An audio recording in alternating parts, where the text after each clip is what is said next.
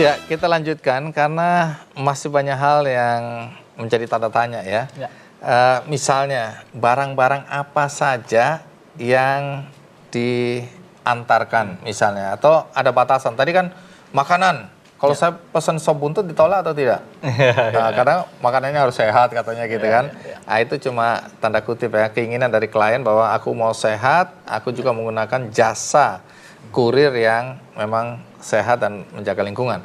Nah, kalau misalnya ini kalau ada persaingan antar mengantar gini, kalau saya pesan untuk digonceng gitu boleh nggak? Nggak bisa. Tolong antarkan saya ke Blok M. Nggak bisa ya, belum bisa. Kenapa nggak bisa? Ya karena kita emang Nggak ada goncengan. goncengan. Tapi apa aja yang biasa diantarkan atau menggunakan jasa Westbike ini untuk apa? Dokumen pasti. Lalu kalau untuk barangnya apa saja kita tidak pernah tahu ya, karena emang SOP kita tidak boleh membuka barang tersebut begitu terima dari klien. Lalu pokoknya barang yang selama muat dimensinya di dalam tas kita, karena kita tidak pakai. Oh, ini tadi ya Pak? Iya, betul. Jadi kita tidak taruh di sepeda. Jadi emang benar-benar yang kita bawa semua. Itu dimensinya biasanya 45 kali 25 kali 20 cm dengan kilonya beratnya maksimal 9 kg. Oke, sudah ada batasan-batasan memang ya, karena ini nggak manusiawi kalau kemudian 2 ton gitu kita bawa. Pengembangan usaha, bagaimana? Apakah kompetitor melihat ancaman terhadap Westbike atau malah menjadikan Westbike mitra? Bagaimana? Kalau kompetitor di sepeda sih di Jakarta belum ada sampai saat ini. Kita masih tetap pertama. Lalu kalau untuk dari bisnis yang sama, jasa pengantaran, dokumen segala macam, mereka sekarang menggandeng kita. Salah satunya perusahaan logistik JNE sekarang sudah mulai menggunakan moda transportasi sepeda bersama kita dengan nama JNE Eco Courier. Oh, JNE Eco Courier. Betul. Oh, jadi ada juga barang-barang yang kemudian disubkontrakkan begitu ya ke Westbike. Ya. Wah, menarik juga ya. Tapi areanya di mana aja ya? Kalau Westbike sendiri sih seluruh Jakarta kecuali Jakarta Utara. Jakarta Utara itu nggak kita ambil karena trafiknya banyak kendaraan besar, cukup bahaya lah buat anak-anak ya. Gitu. Cuman kalau bersama JNE kita masih di daerah segitiga emas, Jakarta sama Jakarta Barat. Ada rencana untuk Surabaya, Medan, Ujung Pandang, Papua. Kita akan bersama. Papua hati-hati berbukit-bukit. Jadi masih di wilayah Jakarta ya. Nah, kira-kira dalam kompetisi ini bisa bertahan atau tidak, Om Arta? Menurut saya sangat bisa. Kenapa sangat bisa? Ada, kalau ingat ada seorang pemikir namanya Seth Godin, dia bikin buku namanya Small is the New Big. Small is the New Big. Jadi Small is the New Big. Betul ya judulnya ya, kalau nggak salah gitu. Oke, tapi pengertiannya apa? Nah, jadi tadi ada satu highlight yang mereka sebutkan sebenarnya adalah di segitiga emas. Iya. Jadi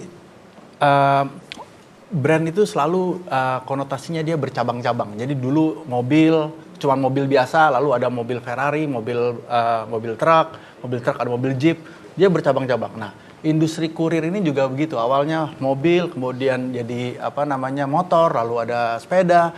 Ini sebenarnya udah tanda-tanda bagaimana bisnis itu berkembang, industrinya berkembang dan bercabang-cabang. Salon dulu cuma salon, sekarang ada salon muslimah, salon anak, bercabang-cabang. Salon khusus laki-laki. Nah, jadi semakin kecil, semakin segmented. Nah, mereka kalau fokus ke segitiga emas sebenarnya konsumen sudah merasa lebih nyaman. Kenapa? Karena pertama dengan sepeda mereka bisa bypass parkir dengan cepat. Prosesnya bisa lebih cepat, ya kan? Dan yang kedua antar gedung. Yang kedua harga lebih murah. Itu semua yang dicari sama orang sekarang adalah harga lebih murah. Jadi mereka bisa beat berber itu tadi dan jack lain kalau itu bermain di area radius yang mereka bisa kontrol. Dan yang paling penting kesadaran atas perlunya menjaga lingkungan itu makin tinggi. Kadang-kadang kita bayar lebih mahal dikit, kita punya kesadaran itu, kita berani. Karena kita tahu ini akan menjaga lingkungan. Betul. Tapi kalau fokus di segitiga emas, itu ada 3.000 gedung kali gitu loh. Antar gedung tuh kita udah bisa generate bisnis yang begitu besarnya. Jadi captive market itu ya. Captive market dan keren. Kalau saya lihat tadi di VT-nya semua kayak di film-film ya. Kayak di film-film. Film apa? Premium Rush. Anak-anak muda, anak kuliah semua naik sepeda. Ya, wangi. Gitu ya. Mungkin kita bisa kali habis ini kita part time aja. Bukan itu, tapi bagaimana dalam pemahaman global kita ikut mendukung lingkungan ya untuk menjaga lingkungan. Gerakan sih, Mas. Baik, terima kasih. Terima kasih, Ya, Mas Hendy, terima kasih. Ya, Dueno, terima kasih. ya sudah datang ke acara ini, sudah berbagi dengan kami semua. Sukses selalu. Tapi saya mulai hari ini berpikir untuk menggunakan jasa Idol. Westbuy. Ya. Sesudah ini, jangan anggap enteng anak-anak muda. Karena tamu kita kali ini seorang anak muda atau bersama teman-temannya membuat sebuah website. Website ini ternyata bermanfaat bagi mereka yang ingin melakukan kebaikan, yaitu bagaimana berbagi. Website apa dan siapa penggagasnya dan apa manfaatnya buat orang lain.